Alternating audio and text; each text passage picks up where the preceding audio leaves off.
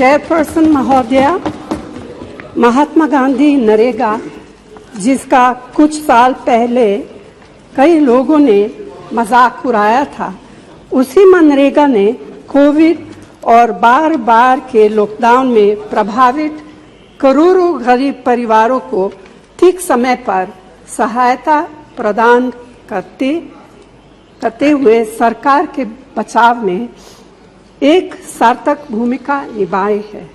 फिर भी मनरेगा के लिए आवंटित बजट में लगातार कटौती की जा रही है, जिसके कारण काम मिलने और समय पर मजदूरी के भुगतान की कानूनी गारंटी कमजोर पड़ रही है।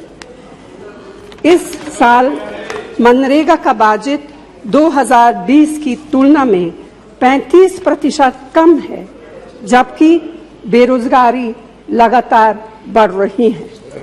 बजट में कटौती से कामगारों के भुगतान में देरी होती है, जिससे माननीय सुप्रीम कोर्ट ने फोर्स्ड लेबर माना है। इसी वर्ष 26 मार्च को सभी राज्यों ने इस योजना के तहत अपने खाते में नकारात्मक संतुलन दिखाया है, जिसमें कामगारों को भुगतान का लगभग 5,000 करोड़ रुपए बकाया है। चेयरपर्सन महोदया, अभी हाल में सभी राज्यों से कहा गया है कि उनके सालाना श्रम बजट को तब तक मंजूरी नहीं दी जाएगी जब तक कि वे लोकपालों की नियुक्ति और सोशल ऑडिट से संबंधित शर्तों को पूरा नहीं करेंगे। सोशल ऑडिट को निश्चित रूप से प्रभावी बनाया जाना चाहिए, लेकिन इसे लागू करने में कमियों को आधार बनाकर इस योजना के लिए पैसे का आवंटन रोककर कामगारों को दंडित नहीं किया जा सकता है। यह अनुचित है और अमानवीय है। सरकार को इसमें बाधा डालने के बजाय इसका समाधान निकालना चाहिए। चेयरपर्सन महोदया, ग्राम सभा द्वारा सोशल ऑडिट पर कोई समझौता नहीं किया जा सकता है। इसीलिए मैं आपके माध्यम से केंद्र सरकार से आग्रह करती हूं कि पहला, मनरेगा के लिए उचित बजट का आवंटन किया जाए। दूसरा, काम के 15 दिनों के भीतर कामगारों को मजदूरी का भुगतान सुनिश्चित हो। तीसरा, मजदूरी भुगतान में देरी की स्थिति में कानूनी तौर पर मुआवजे का भुगतान भी सुनिश्चित हो और इसके साथ ही राज्यों की वार्षिक कार्य योजनाओं को बिना किसी देरी के तुरंत निर्धारित किया जाए। कांग्रेस पार्टी 454 सीटों पर चुनाव लड़ी, कांग्रेस पार्टी 575 सीटों पर चुनाव लड़ी, 475 सीटों पर जमानत जब्त। अब डरना किसको है भाई, डरना किसको है? देश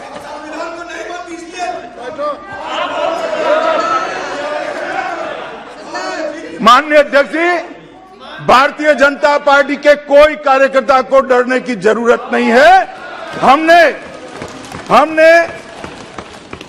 हमने 4 राज्यों में सरकार बनाई है और हमें पूरा भरोसा है कि मोदी जी के नेतृत्व में जहां पर भी चुनाव आएगा हम निश्चित जीत कर आएंगे। हमें कोई डरने की जरूरत नहीं। और भाई, मैं आपको बताना चाहता हूं, हम तो जब 2 थे तब भी नहीं डरते थे, अब तो 302 है। और यहां से उस वक्त तंज कसे जाते थे, मैं नाम नहीं बोलूंगा नेता का, वरना पॉइंट ऑफ ऑर्डर उठाएंगे। मगर तंज कसे जाते थे, हम दो हमारे दो, उस पार्टी का आज विपक्ष के नेता का स्टेटस भी नहीं बचा। हम नहीं डरते। चुनाव से डरना क्या हार जीत होती रहती है? जनता का फैसला है, हमने स्पिरिट है। मैंने यही कहा। आप ट्रांसलेशन मिस्टर सुरेश, मैंने ये ट्रांसलेशन मोड पर रखिए। आप ट्रांसलेशन मोड पर रखिए। मैंने यही कहा है कि हम दो थे तब भी नहीं डरते थे, आज 302 है, क्यों डरे? ना अहंकार की बात है, ना गमी का विषय है।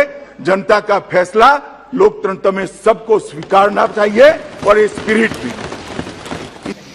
मेरी कोशिश रहेगी उन सीमाओं का पालन करते हुए अपनी भावनाओं को अभिव्यक्त करूं।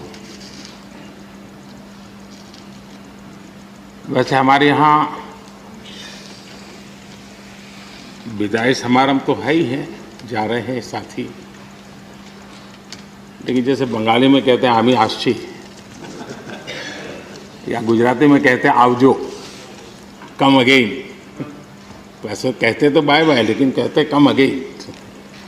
तो एक प्रकार से हम तो यही चाहेंगे, कम अगेन, ताकि जैसा सभापति जी ने कहा कि इतने इतने अनुभव जिनके साथ जुड़े हुए हैं, 5 टर्म 4 टर्म 3 टर्म, इतने समय से, यानी एक बहुत बड़ी मात्रा में अनुभव का संपुट हमारे इन सभी महानुभावों के पास है।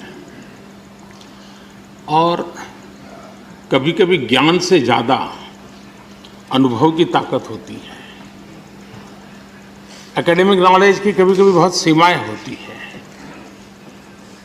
वो सेमिनार में काम आता है, लेकिन अनुभव से जो प्राप्त हुआ होता है उसमें समस्याओं के समाधान के लिए सरल उपाय होते हैं, उसमें नयापन के लिए अनुभव का मिश्रण होने के कारण गलतियां कम से कम होती हैं। और इस अर्थ में अनुभव का अपना एक बहुत बड़ा महत्व होता है। और जब ऐसे अनुभवी साथी सदन से जाते हैं तो बहुत बड़ी कमी सदन को होती है, राष्ट्र को होती है। आने वाली पीढ़ियों के लिए जो निर्णय होने वाले हैं उसमें कुछ कमी रह जाती है। और इसलिए जब अनुभवी लोग जाते हैं उनके लिए यहाँ बहुत कहा जाएगा, लेकिन जब अनुभवी नहीं यहाँ है तब जो है उनकी जिम्मेवारी जरा और बढ़ जाती है। वो जो अनुभव की गाथा यहाँ छोड़ के गए हैं, जो बाकी यहाँ रहने वाले हैं, उनको उसको आगे बढ़ाना होता है। और जब वो आगे बढ़ाते हैं तो सदन की ताकत को कभी कमी महसूस नहीं होती है। और मुझे विश्वास है कि आप जो साथी आज विदाई लेने वाले हैं उनसे हम जो सभी सीखे हैं, आज हम भी संकल्प करें उसमें से जो भी उत्तम है, जो श्रेष्ठ है, उसको हम आगे बढ़ाने में इस सदन की पवित्र जगह का जरूर हम उपयोग करेंगे, और ताकि देश को समृद्धि में बहुत काम आएगा। एक लंबा समय हम इस 4 दीवारों के बीच में बिताते हैं। हिंदुस्तान के हर कोने की भावनाओं का यहाँ प्रतिबिंब, अभिव्यक्ति, वेदना, उमंग, सब कुछ यहाँ पर एक प्रवाह बहता रहता है।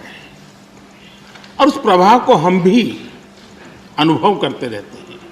लेकिन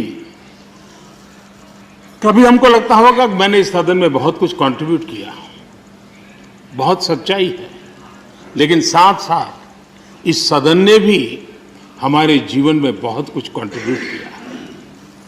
हम सदन को देकर के जाते हैं, उससे ज्यादा सदन से लेकर के जाते हैं, क्योंकि भारत की विविधताओं से भरी हुई सामाजिक व्यवस्थाओं से, अनेक प्रकार के उतार चढ़ाव वाली व्यवस्थाओं से निकली हुई चीजें, उसको हम प्रतिदिन अनुभव करते हैं सदन में। और इसलिए मैं आज यही कहूंगा कि भले हम इन चार दीवारों से निकल रहे हैं, लेकिन इस अनुभव को राष्ट्र के सर्वोत्तम हित के लिए चारों दिशाओं में ले जाएं, चारों दीवारों में पाया हुआ चारों दिशाओं में ले जाएं, ये हम सबका संकल्प रहे। और हमारी ये भी कोशिश रहे कि सदन में अपने कालखंड में जो महत्वपूर्ण चीजें हमने कंट्रीब्यूट की हैं, जिसने देश को शेप दिया, देश की दिशा को मोड़ा है, मैं चाहूंगा उन स्मृतियों को आप कहीं न कहीं शब्दबद्ध करें, कहीं न कहीं लिखें, ताकि कभी न कभी वो आने वाली पीढ़ियों को रेफरेंस के रूप में काम आएगी।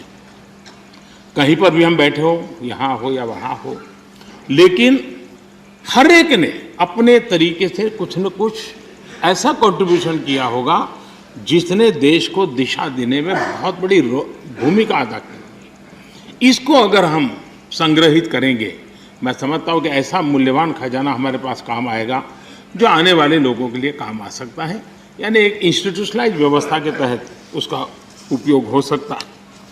उसी प्रकार से मैं ये भी चाहूँगा कि आज़ादी का अमृत महोत्सव है, आज़ादी के 75 साल हुए हैं। हमारे महापुरुषों ने देश के लिए बहुत कुछ दिया, अब देने की जिम्मेवारी हमारी है।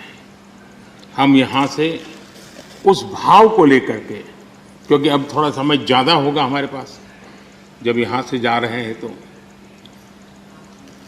सभापति जी का बंधन भी नहीं होगा तो आप बड़े खुले मन से एक बड़े मंच पर जाकर के आज़ादी के अमृत महोत्सव के इस महामूल्य पर्व को माध्यम बना करके आने वाली पीढ़ियों को कैसे प्रेरित कर सकते हैं, उसमें अगर आपका योगदान रहेगा, मैं समझता हूँ देश को बहुत बड़ी ताकत मिलेगी, बहुत बड़ा लाभ मिलेगा। मैं सभी साथियों को, मैं इंडिविजुअली उल्लेख नहीं कर रहा हूँ, सभापति जी ने कहा है कि व्यक्तिगत मिले तो कह देना, तो मैं व्यक्तिगत जरूर कोशिश करूँगा। आप सबको अपनी अच्छी अच्छी बातें बताऊँगा, आपकी जो अच्छी बातें हैं उसको मैं जरूर नोटिस करता हूँ। मैं फिर एक बार आप सबको बहुत बहुत शुभकामनाएं देता हूँ। धन्यवाद। धन्यवाद प्रधानमंत्री जी।